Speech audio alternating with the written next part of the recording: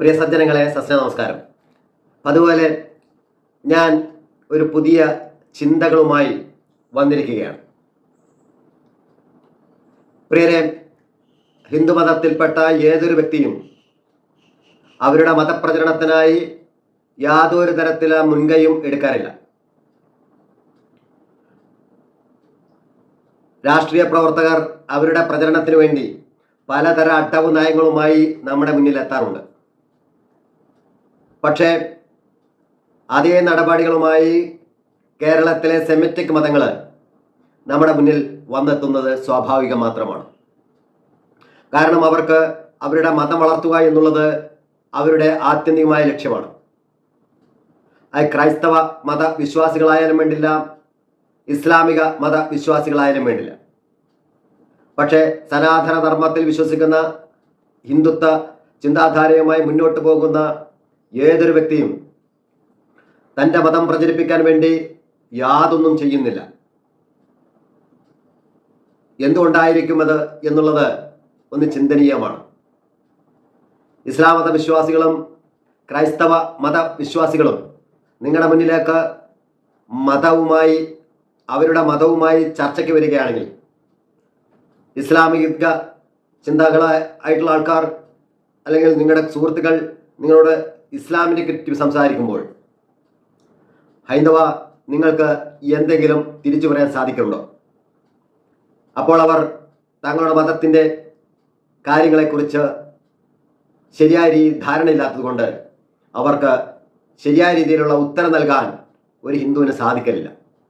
പക്ഷേ നിരന്തരമായ ചെറുപ്പം മുതൽ തന്നെ നിരന്തരമായ മദ്രസ പഠനവും നിരന്തരമായ സൺഡേ ക്ലാസ്സുകളും ഇസ്ലാമിക അല്ലെങ്കിൽ മുസ്ലിം മതവിഭാഗക്കാരെയും ക്രൈസ്തവ മതവിഭാഗക്കാരെയും അതിൽ വിശ്വസിക്കുന്നവർക്കും കൃത്യമായ രീതിയിൽ അവരുടെ മതം പ്രചരിപ്പിക്കാൻ അവർക്ക് കെൽപ്പുള്ളവരാക്കി തീർക്കുന്നത് അവരുടെ ചെറുപ്പകാലങ്ങളിലുള്ള പഠന കാര്യങ്ങൾ തന്നെയാണ്. അവരെക്കുറിച്ചുള്ള മത പഠന കാര്യങ്ങളെക്കുറിച്ച് തന്നെയാണ്.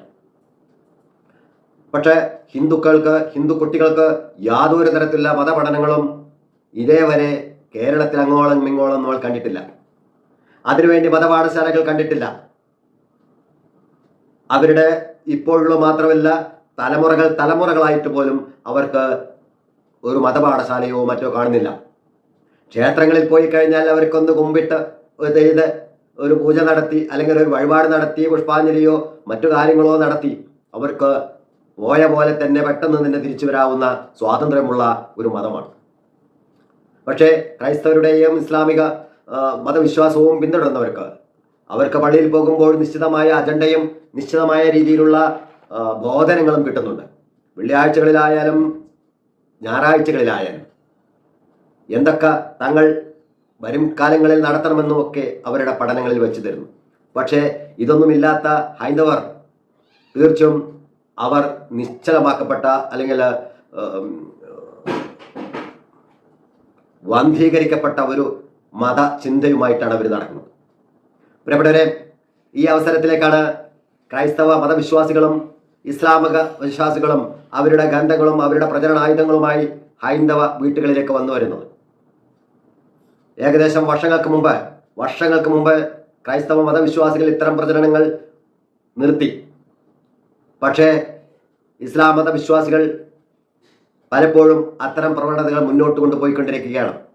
2024 പോലും അവർ ഹൈന്ദവ ഭവനങ്ങളെ ലക്ഷ്യമാക്കി പ്രവർത്തിച്ചു വരുന്നതിൻ്റെ തക്കതായ തെളിവ് എൻ്റെ ഈ വീഡിയോ നിങ്ങൾക്ക് കാണിച്ചു തരാവുന്നതാണ്. ഹൈന്ദവ ഭവനങ്ങളിലേക്ക് ചെല്ലുകയും നിങ്ങൾ ഭഗവത്ഗീത വായിച്ചിട്ടുണ്ടോ, രാമായണം വായിച്ചിട്ടുണ്ടോ, കണ്ടിട്ടുണ്ടോ എന്നാണ് അവരുടെ ചോദ്യം. നോക്കൂ, അത്രത്തോളം പഠിച്ചിട്ടാണ്, ഹിന്ദുക്കളെ കുറിച്ച് പഠിച്ചിട്ടാണ്, ഹിന്ദു ഭവനങ്ങളെ കുറിച്ച് പഠിച്ചിട്ടാണ് അല്ലെങ്കിൽ പഠിപ്പിച്ചിട്ടാണ് മുസ്ലിം മതവിശ്വാസികളെ പ്രചരണത്തിന് വേണ്ടി ഇറക്കി വിടുന്നതിന് തക്കതായ തെളിവാണ്. കേരളത്തിലെ താലിബാൻ ഭരണം വരുന്നതിൻ്റെ ആദ്യ സൂചനയായിട്ട് വേണമെങ്കിൽ നമുക്കിതിനെ സൂചിപ്പിക്കാം. കാരണം ഇത്തരം മതപ്രചരണങ്ങളെ നമ്മൾ ആരെങ്കിലും എതിർത്ത് കഴിഞ്ഞാൽ തീർത്തും അവരെ ഒറ്റപ്പെടുത്തുന്ന ഭരണകൂടവും അവരെ ഒറ്റപ്പെടുത്തുന്ന പത്രമാധ്യമങ്ങളും പോലീസും നിലനിൽക്കുന്ന ഒരു പ്രദേശമാണ് കേരളം എന്നുള്ളത് പ്രത്യേകം പറയേണ്ടതില്ലല്ലോ. നോക്കൂ, ഞാനിപ്പോൾ നിങ്ങളുടെ മുന്നിലേക്ക് കാണിച്ചു തരുന്ന ഒരു വീഡിയോ വേദം കൊണ്ടുവന്നതാ. വായിക്കാൻ താല്പര്യം കൊടുക്കും. ഏട്ടന്മാരൊക്കെ വാങ്ങി തുറന്നു നോക്കി. ഇന്റർലോക്ക് കടത്തുന്ന കുട്ടിയില്ലേ ഒരു വോളിയം വാങ്ങിക്കണ്. പിന്നെ ആ മലയാളാണ്. ഖുർആൻ മനുഷ്യർക്കാണ് ചേട്ടാ, മനുഷ്യർക്ക് വേണ്ട. നമുക്ക് എന്തിനാ നിങ്ങളിത് ഓരോരുത്തർ ആവശ്യമുള്ള ഓരോരുത്തർ വാങ്ങില്ല. ബുക്ക് സ്റ്റാള് പോയിട്ട് നിങ്ങൾ ഇതിന് വീട് ബുക്ക് സ്റ്റാളിൽ ഇങ്ങനെ ദൈവം ഉദ്ദേശിച്ച ആശയത്തിലല്ല. ദൈവം ഓരോരുത്തർ ഓരോ മതത്തിനെ പറ്റി വിശ്വസിക്കുന്നുണ്ട്. മറ്റുള്ള മതത്തിന് നിങ്ങൾ വരേണ്ടതിന് ആവശ്യം എന്താണ്? ഇത് മതപ്രചരണം. മതപ്രചരണം ഖുർആൻ പിന്നെ മതപ്രചരണം എന്ന് പറഞ്ഞാൽ ആവർത്തിച്ച് വായിക്കപ്പെടണം. എന്തിന് നിങ്ങൾ വായിച്ചാ പോരെ? നമ്മൾ ഈ ഗീത വായിക്കുന്ന ഒരു വീട്ടിൽ വന്നിട്ട് നിങ്ങൾ ഖുർആൻ വായിക്കണം ഗീതത്തിലുണ്ടല്ലോ, ഏതില് ഖുർആനിൽ പോയിക്കണ്ട. അപ്പൊ വേണ്ട, ഞങ്ങൾക്ക് വായിക്കണ്ട. നിങ്ങൾ അങ്ങനെ ഇത് ശരിയല്ലത്.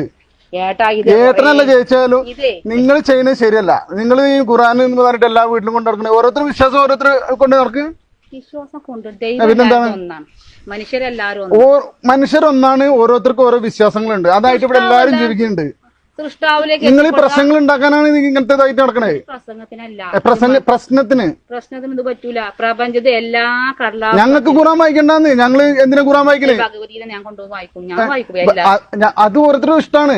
നിങ്ങൾ ഈ എല്ലാ വീടാന്തരം ചെന്നിട്ട് ഈ ഖുർആൻ വായിക്കണം എന്ന് പറഞ്ഞിട്ട് ഓരോരുത്തർ ഇത് കൊടുക്കണില്ല. പിന്നെ നിങ്ങൾ ഖുർആനല്ലേ? ഇത് ഖുർആനല്ല, ഖുർആന്റെ ആത്മാവ്.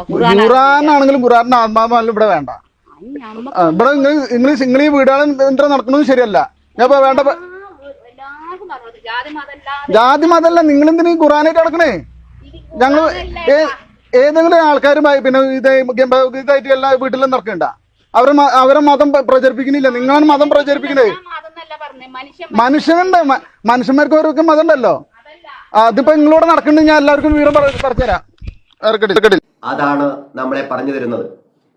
ആ വീഡിയോ എടുത്ത ആൾ കൃത്യമായ രീതിയിൽ പറയുന്നുണ്ട്, ഇവിടെ വരണ്ട, ഇത് ഒരു ഹിന്ദു ഭവനമാണ്, എന്തിനു വേണ്ടിയാണ് നിങ്ങൾ ഞങ്ങളുടെ വീട്ടിൽ വരുന്നത് എന്ന ചോദ്യം ഉന്നയിക്കുന്നുണ്ട്. അതൊന്നും കേൾക്കാതെ ആ സ്ത്രീ തീർത്തും അവരുടേതായ നയങ്ങൾ പറഞ്ഞ് അവിടെ നിൽക്കുകയും എത്ര തവണ പറഞ്ഞാലും ആ ഹിന്ദു ഭവനത്തിലുള്ള വീഡിയോ എടുത്തുള്ള വ്യക്തി എത്ര തന്നെ പറഞ്ഞാലും അവർ തിരിച്ചു പോകാൻ തയ്യാറാകുന്നില്ല. അവർ പറയുന്നു, ഞങ്ങൾ ഖുർആൻ വായിക്കുക, പഠിക്കുക, അതിനു വേണ്ടിയാണ് ഞങ്ങൾ വന്നിട്ടുള്ളത്, ഞങ്ങളെ പ്രചരണത്തിന് വേണ്ടിയാണ് വന്നിട്ടുള്ളത്, ഹദീസ് പഠിക്കണം, മറ്റത് പഠിക്കണം എന്നൊക്കെയാണ് പറയുന്നത്.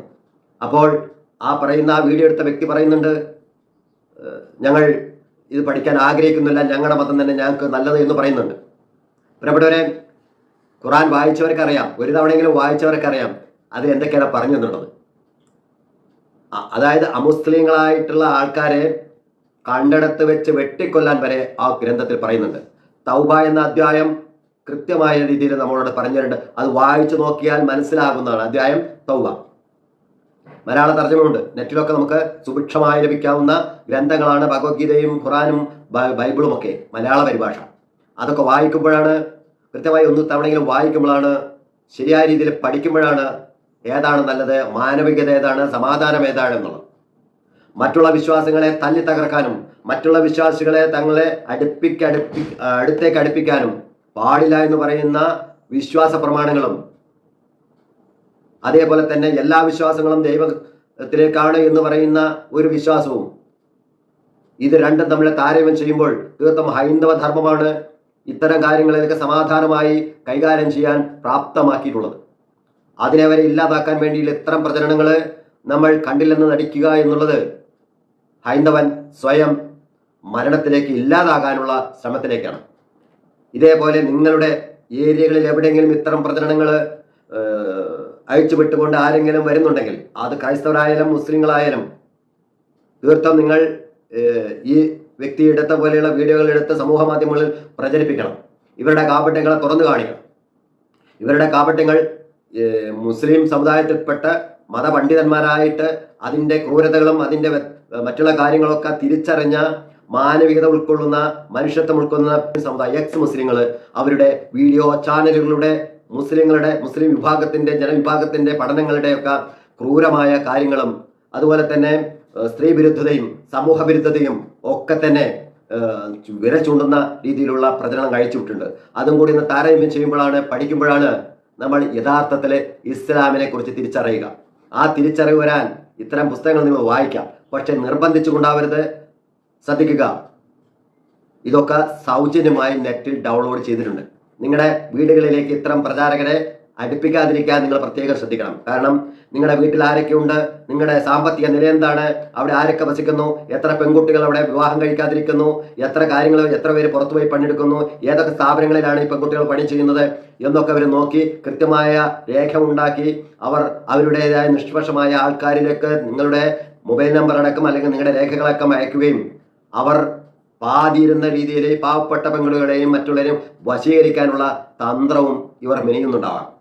പ്രിയപ്പെട്ടവരെ, ഇത്തരം കപടമായ അല്ലെങ്കിൽ മതപ്രചാരകരെ നിങ്ങൾ അടുപ്പിക്കാതിരിക്കുക. വേണമെങ്കിൽ നിങ്ങൾക്ക് പുസ്തകം വായിക്കണമെന്നുണ്ടെങ്കിൽ പുസ്തകശാലകളിൽ പോയി നിങ്ങൾക്ക് വായിക്കാം, അല്ലെങ്കിൽ ലൈബ്രറിയിൽ പോയി വായിക്കാൻ പുസ്തകശാലകളിൽ നിന്ന് നിങ്ങൾക്ക് അത് വാങ്ങാം. ഇതൊന്നുമില്ല എന്നുണ്ടെങ്കിൽ ലൈബ്രറി അല്ലെങ്കിൽ നമ്മുടെ ഇന്റർനെറ്റിൽ സുലഭമായി കിട്ടുന്ന PDF ഫയൽ നിങ്ങൾക്ക് നോക്കി വായിക്കാം. അത് ഭഗവത്ഗീത ആയാലും രാമായണമായാലും ജ്ഞാനപ്പാനയായാലും മറ്റു ഏതായാലും അതോടൊപ്പം തന്നെ മറ്റ് മത പഠന ഒക്കെ ഉണ്ട്.